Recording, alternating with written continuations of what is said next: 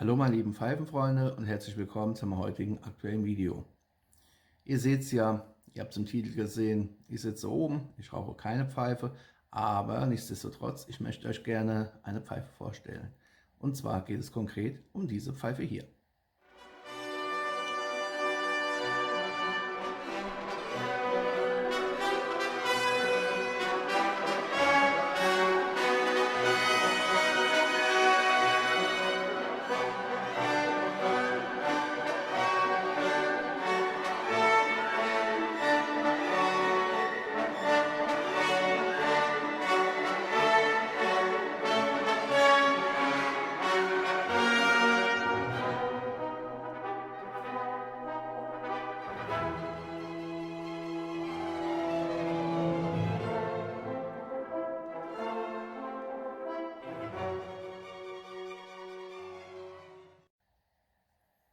So, hier ist dieses Prachtstück nochmal. Es ist ein klassisches Billiard-Shape und es ist eine meiner ältesten Pfeifen und vor allem es ist meine allererste Meerschaumpfeife. Der eine oder andere kennt diese Pfeife ja schon aus einem oder mehreren Pfeifen-Reviews, beziehungsweise Tabak-Reviews. Es ist noch früh am Morgen. Wir haben den 10. November 2023. 4 Grad Außentemperatur, da gehe ich nicht rauchen. Die Sonne verschwindet immer wieder hinter den Wolken, aber nichtsdestotrotz, ich möchte die Gelegenheit nutzen, euch diese Pfeife vorzustellen. Es war einmal vor langer, langer Zeit, da war ich deutlich jünger und musste beziehungsweise ich wollte ein Jahr zur Bundeswehr. Zivildienst kam für mich nicht in Frage. Ich wollte zur Luftwaffe. Ich wollte meine Grundausbildung in Büdel machen, in den Niederlanden. Und so kam es dann halt auch, dass der kleine Flieger Hermanns jede Woche per Bahn vom Frankfurter Hauptbahnhof aus in die Niederlanden bzw. zum Zielbahnhof Mönchengladbach fahren musste. Am Frankfurter Hauptbahnhof hat es damals noch ein Pfeifen- und Tabaksgeschäft gegeben, wo es auch Zeitschriften gab. Und da hatte ich mir einige NCLR-Pfeifen gekauft, die ich selbst heute noch habe, meine Arbeitstiere. Und eines Tages, und ich meine, ich war da sogar immer noch Rekrut, hatte ich dann diese Pfeife hier im Regal gesehen. Und jetzt haltet euch fest, diese Meerschaumpfeife hat damals um die 20, 25 Mark gekostet. Mehr nicht. 25 Mark.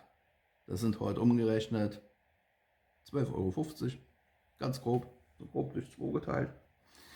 Und dafür hat es eine Meerschaumpfeife gegeben. Heute zahlt man mindestens das 10-fache. Aber nichtsdestotrotz, ihr seht es ja auch in der Verfärbung, ist es eine Meerschaumpfeife.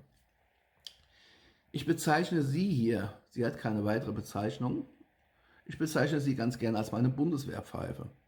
Jetzt werdet ihr euch fragen, wieso denn das? Ja klar, schaut es euch mal an. Hier die Nahaufnahmen. Da werdet ihr sehen, hier sind lauter Riefen, lauter Kratzer.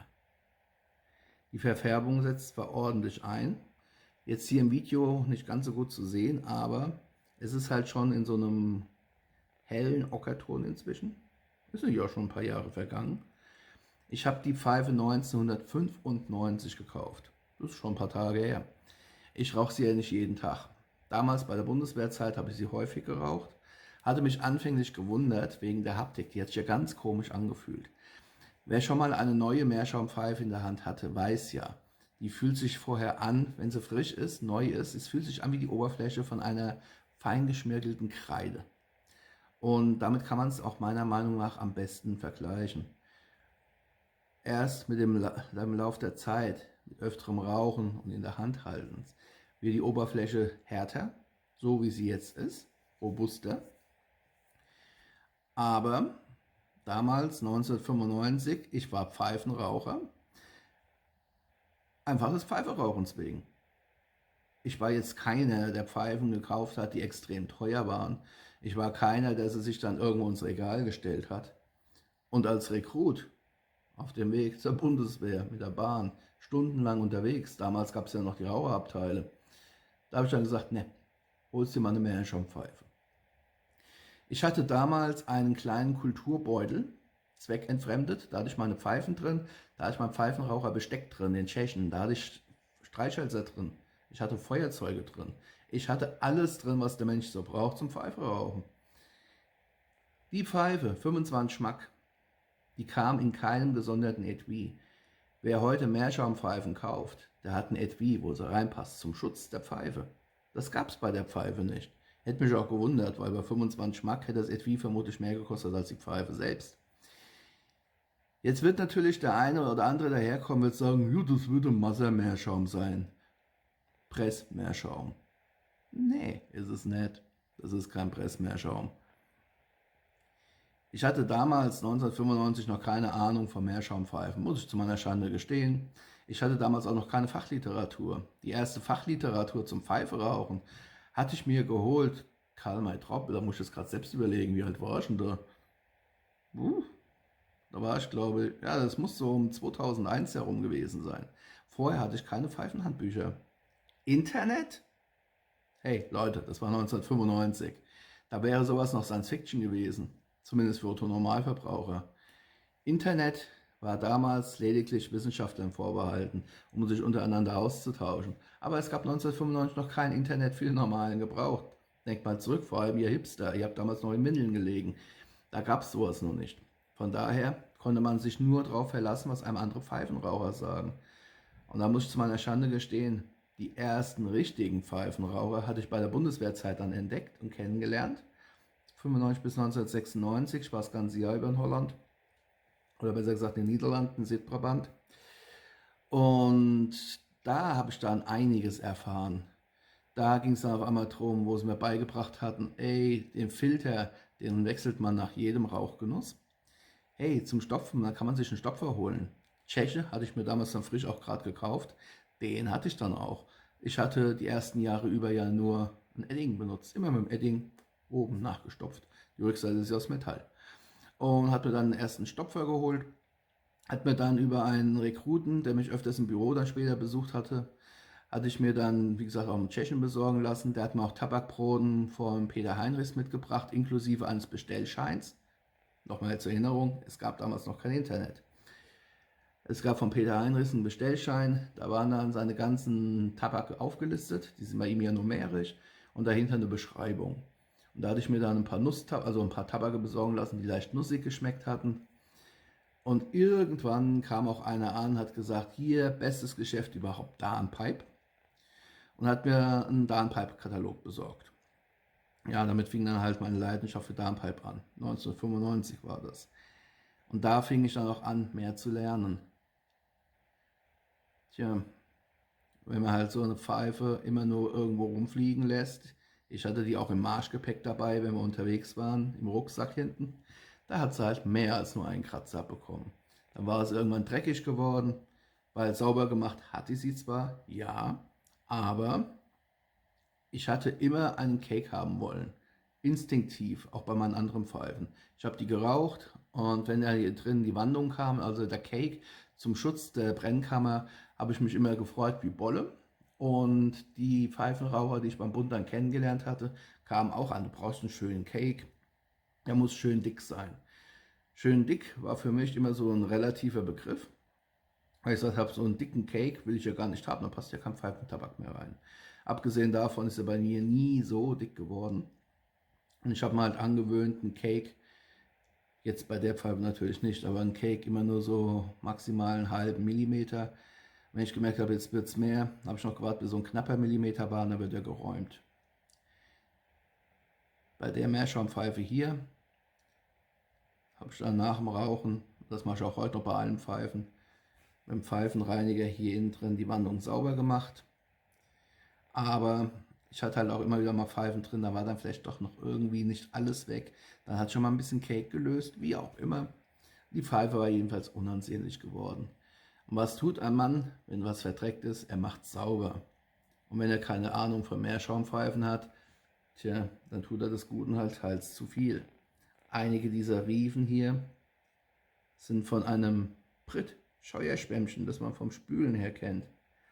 Ich habe den Dreck mit der Scheuerseite weggescheuert. Und entsprechend sind halt hier, das ist also kein Grain, sondern das sind halt Riefen vom Scheuerschwämmchen. Hier oben seht ihr die typische Verfärbung vom Meerschaum. Das ist wie gesagt meine sogenannte Meerschaum-Bundeswehrpfeife. Eine schlichte Billard, 25 Schmack hat sie damals wie gesagt gekostet. Ihr habt es ja bei den Bildern gesehen, im Holm integriert. Ich zeige es euch am besten doch nochmal. Hier im Holm integriert ist die Kammer für 9 mm Filter, Acrylmundstück, Bernsteinfarben, draufschrauben und sich an der Pfeife götzen. Sie ist keine Schönheit, sie hat Ecken und Kanten, sie raucht sich aber 1A. Und gerade für neue Tabake, wenn ich nicht weiß, ob sie ghosten, sind für mich Meerschaumpfeifen die erste Wahl überhaupt. Und wenn ich keine Meerschaumpfeife nehme, sondern weil ich sage, das ist ein Tabak, da passt eine Kornkopf viel besser, nehme ich halt eine Kornkopf. Aber das hier ist meine allererste Meerschaumpfeife. Eine Billard No Name, keine Stempelung, kein gar nichts.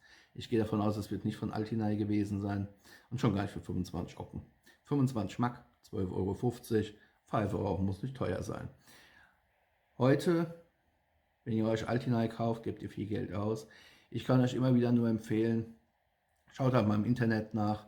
Teilweise gibt es ja auch gebrauchte Meerschaumpfeifen. Schaut halt in die Beschreibung rein, dass da wirklich von einem Block Meerschaum die Rede ist. Und wenn ihr sie gebraucht kauft, seht ihr, so wenig Geld für ausgebt. Es gibt aber im Internet auch immer wieder Angebote von neuen Meerschaumpfeifen, die dann auch unter 100 € zu haben sind. Wenn ihr das seht, Block-Meerschaum aus der Türkei oder am besten gleich einen türkischen Händler habt, holt euch eine Meerschaumpfeife. Es lohnt sich immer, mindestens eine weise Göttin im Haus zu haben. Und wie gesagt, das war meine erste. Sie ist nicht meine einzige geblieben, es sind ja einige dazugekommen. Und diese werde ich euch dann, wie auch alle anderen Pfeifen, im Laufe der nächsten Wochen, Monate, Jahre peu à peu vorstellen. Von daher war es das auch schon von mir soweit für heute. Meine allererste Meerschaumpfeife, meine Bundeswehr-Meerschaumpfeife mit ihren Ecken, Kanten, Kratzern. Die hat halt schon einiges mitgemacht, dann eine entsprechende Patina. Ich bin natürlich in gewohnter Weise gespannt, ihr kennt es hier unten, auf euer Feedback. Wie schaut es bei euch aus? Habt ihr Meerschaumpfeifen? Was war denn eure erste Meerschaumpfeife? Habt ihr sie damals sachgerecht behandelt? Oder wart ihr wie ich absoluter Anfänger, Neuling, Newbie, hattet keine Ahnung davon, was eine Meerschaumpfeife ist und wie man sie behandelt und pflegt? Habt ihr auch solche Arbeitstiere, No-Name, Meerschaumpfeifen, die aber trotzdem einen super Dienst verrichten und vielleicht nicht so viel gekostet haben? Lasst uns darüber ein bisschen austauschen. Ich bin gespannt, wie immer. Von daher, herzlichen Dank für eure Aufmerksamkeit.